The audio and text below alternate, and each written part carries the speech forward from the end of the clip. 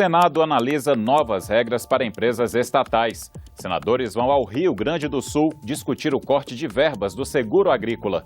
Pedido de prisão preventiva do ex-presidente Lula domina os pronunciamentos no plenário. E Comissão de Direitos Humanos leva o debate sobre terceirização para Goiânia.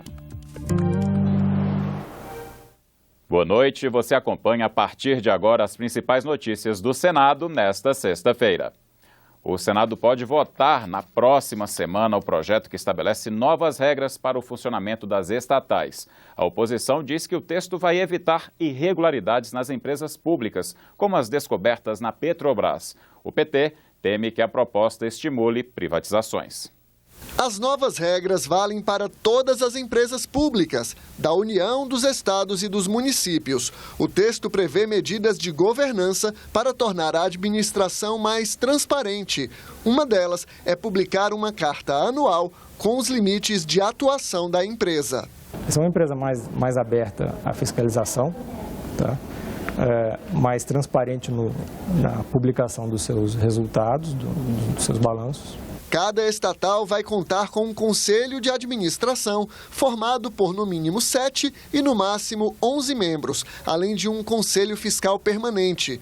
O mandato dos administradores será de 2 anos, permitidas 2 reeleições. Os gestores não podem ter atuado em partidos políticos ou sindicatos nos 3 anos anteriores à nomeação. Há vários tipos de sindicatos, né? Patronais e de trabalhadores, né? Eu tenho um certo receio de que algumas dessas disposições sejam muito dirigidas para o momento atual e para as circunstâncias políticas mais recentes. Tudo tem correlação. As estatais livres produzem o que as denúncias estão mostrando. Desmandos na Petrobras, desmandos na Eletrobras, na Eletronuclear e com os filhotes, com as raízes chegando aos fundos de pensão e etc, e etc. O projeto traz uma inovação polêmica. Pelo texto, todas as estatais devem se tornar sociedades anônimas, empresas compostas por 2 ou mais acionistas. Para alguns parlamentares, a medida é um passo rumo à privatização. Se tem empresa pública, tem uma lógica para tê-la. Nós não queremos que saiam se privatizando as empresas de qualquer jeito. Elas cumprem um papel, uma função na sociedade e uma função de Estado. Então, essa é uma preocupação.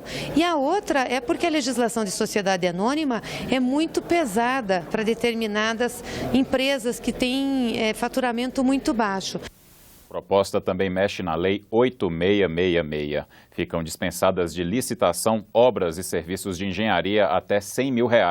Antes, o limite era de R$15 mil. O texto prevê 2 limites para as despesas com publicidade e patrocínio. 1% da receita bruta do ano anterior e 35% das despesas aplicadas em pesquisa no mesmo período. R$341 milhões é quanto o seguro agrícola perdeu em recursos para a próxima safra. A Comissão de Agricultura fez hoje uma audiência sobre os impactos do corte na vida do produtor rural. O encontro foi na cidade de Não Me Toque, no Rio Grande do Sul.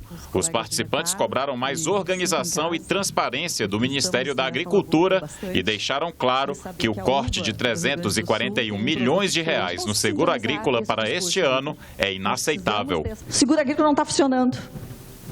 Como é que a gente vai explicar? É muito difícil explicar. Saber que alguns produtores têm e outros não têm. Impossível nós ficarmos com esses 400 milhões. Nós vamos fazer o quê? Hoje, pelas reduções de margem, o produtor que financiar e não tiver amparo de mitigador, tanto é que o banco não financia se não tiver, ele não só entra mais no processo. Ao custo elevado, as margens pequenas, vai prorrogar dívida, exemplo do que se criou uma vez já, não é o caminho. Vamos falar, em tese, que conseguíssemos o 1 bilhão da subvenção. Digamos, mas daqui a 3 anos ou 4 anos, se o país de novo tiver um descontrole das contas públicas, como está tendo hoje esse descontrole, de novo virá o problema da briga da subvenção. O representante do Ministério da Agricultura explicou que a subvenção é apenas uma parte do seguro agrícola. Vitor Ozaki reconheceu que houve perda de recursos no último ano e apontou a massificação do benefício como caminho para resolver o problema. 400 milhões, de fato, ele é um valor bastante pequeno em relação àquilo que a gente deveria ter. Mas, dado que nós temos essa situação, esse contexto atualmente, nós temos que trabalhar em duas coisas: ajudar o produtor em todos os seus setores e também tentar manter a massificação do seguro, porque só assim as taxas se manterão nos níveis que elas estão. Durante o debate, a senadora Ana Amélia anunciou que o seguro rural foi escolhido como política pública a ser acompanhada pela Comissão de Agricultura em 2016. Neste ano, a propósito de todos os problemas que aconteceram na área do seguro, a comissão houve por bem decidir tratar como tema do ano, o nosso política pública do ano será seguro rural. E já está designado o senador Wellington Fagundes, que é do Mato Grosso, para ser o relator da política pública de seguro rural do ano de 2016. A Comissão de Direitos Humanos concluiu hoje sua jornada por todo o país para debater o projeto já aprovado pela Câmara que regulamenta a terceirização. A última audiência aconteceu hoje em Goiânia e foi por iniciativa do senador Paulo Paim, presidente da comissão, que eles percorreram os 26 estados e o Distrito Federal. A primeira vez que um tema tão delicado de interesse do povo brasileiro, o Senado sai, digamos, de Brasília e se instala em todas as assembleias e ouve a população. Em cada estado desses saiu a carta do estado correspondente. E aqui, no caso, agora, vai sair a carta de Goiás, né? E todas as cartas vão na mesma linha, pedindo a rejeição do projeto que vem da Câmara, que permite, infelizmente, terceirizar tudo, inclusive a atividade fim, que vai jogar numa situação de precarização 45 milhões de trabalhadores que possuem carteira assinada. Então, nós pretendemos, atendendo o apelo nacional, rejeitar o projeto da Câmara e apresentar um outro em nome do Senado, que vai regulamentar a situação dos 13 milhões e meio de terceirizados, de forma tal que eles tenham todos os direitos que têm os outros trabalhadores. Começou a tramitar no Senado o projeto que autoriza a produção e o uso da fosfoetanolamina sintética no Brasil. Já aprovado pelos deputados, o texto permite o uso da substância por pacientes com câncer antes da conclusão dos estudos técnicos da Agência Nacional de Vigilância Sanitária. Esses estudos são necessários para o registro definitivo do medicamento. Pela proposta, para ter acesso ao remédio, os pacientes precisarão assinar termo de consentimento e responsabilidade.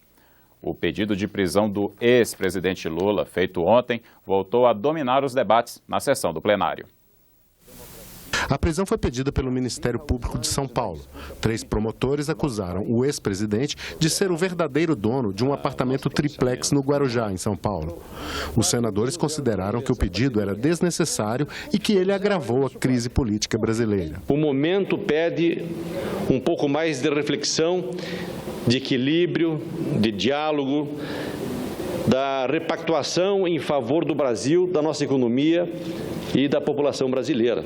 E essa disputa política já foi longe demais e está agravando o dia a dia da nossa economia e prejudicando a população brasileira. Pedido de prisão preventiva de uma das maiores lideranças democráticas do nosso país e, quiçá, do mundo, coloca em xeque a nossa democracia e acirra os ânimos da disputa política do nosso país. Eu não tinha visto uma crise política e econômica tão aguda como essa que nós estamos vivendo agora.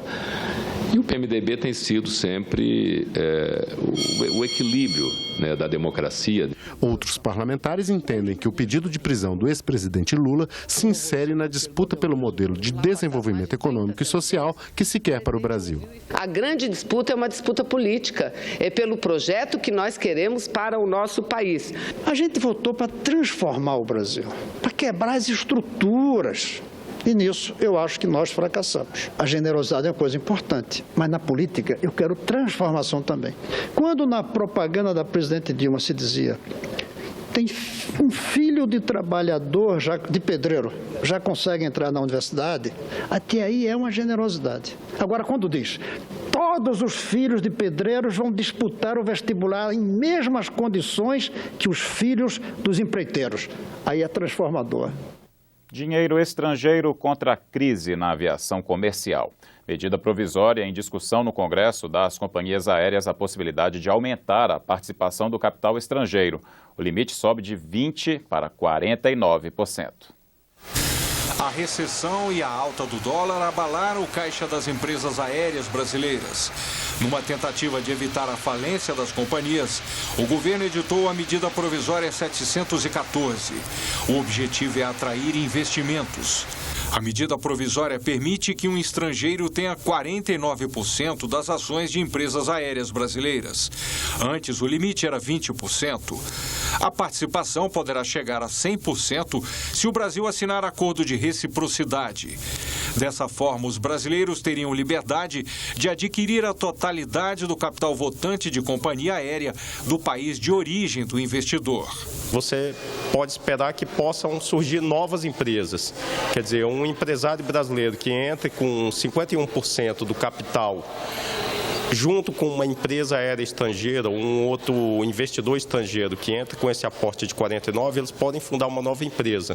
E a nova empresa, evidentemente, vai significar, quanto mais empresas no mercado, significa mais e melhores passagens mais baratas e também mais emprego para o trabalhador brasileiro. Aquilo que o poder público não dá conta de tocar, aquilo que a iniciativa privada do nosso Brasil não dá conta de tocar, a participação de capital de que país que seja não importa. O importante é nós ficar nesse mundo globalizado com tarifa acessível e não muitas vezes explorada da maneira que é. É uma maneira de nós enfrentarmos esse aumento do dólar e enfrentarmos um mercado onde não tem quem seja forte. Empresas dos Estados Unidos, da Europa, da Ásia, quebram uma atrás da outra. E nós temos que ter mecanismos modernos que ajudem a sobrevivência das companhias nacionais. A Associação Brasileira das Empresas Aéreas divulgou nota elogiando a iniciativa do governo. De acordo com a entidade, toda medida que alinha a aviação comercial brasileira com o mercado internacional é bem-vinda. A proposta do governo ainda beneficia a Infraero, ao eliminar o adicional de tarifa aeroportuária a partir de 1º de janeiro de 2017. Hoje, passageiros e empresas pagam esse adicional, que é recolhido para um fundo que financia a modernização dos aeroportos. Na prática, o encargo continua, mas boa parte do dinheiro vai para o caixa da estatal.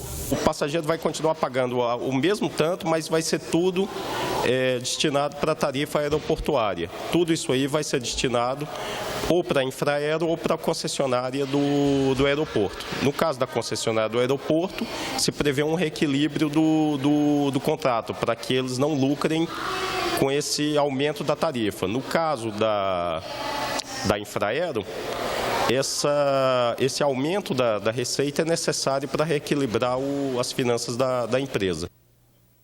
Vencer ou pelo menos controlar o mosquito Aedes aegypti é uma urgência nacional. Mas como e com que dinheiro? Esse é o tema da edição de março do programa Município Brasil, que estreia neste fim de semana na TV Senado. O vírus da Zika é recente no Brasil e vem causando muito medo. O problema maior é o vetor. Então é contra ele que nós temos que direcionar todos os nossos esforços. Só que a guerra contra o Aedes não é simples, nem barata. Aqui em Águas Lindas de Goiás, por exemplo, a Prefeitura coordena desde janeiro várias ações de combate ao Aedes aegypti. Os gestores de Águas Lindas também tiveram a ideia de criar um aplicativo de smartphone para a comunidade ter mais uma forma de participar. A pessoa vai lá, tira uma foto de um determinado foco e automaticamente essa foto vai chegar na sala de comando, né? E a partir da sala de comando nós vamos direcionar até o local onde foi identificado esse foco. Um dos desafios nessa luta são os imóveis abandonados. Desde 1º de fevereiro, uma medida provisória que está no Congresso permite a entrada de agentes públicos nesses locais, mesmo sem autorização do dono, para evitar que as doenças se espalhem. Não são só as prefeituras, o governo do estado e o governo federal que resolverá. Nós teremos que fazer um processo educacional onde todas as pessoas precisam se envolver.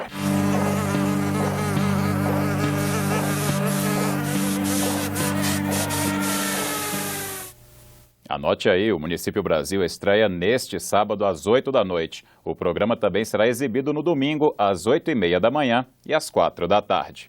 Você terá outras notícias a qualquer momento na nossa programação e também pela internet, na página da TV Senado e em nosso canal no YouTube. Encerramos esta edição com as imagens que marcaram a semana no Senado. Obrigado pela companhia, boa noite e um ótimo fim de semana.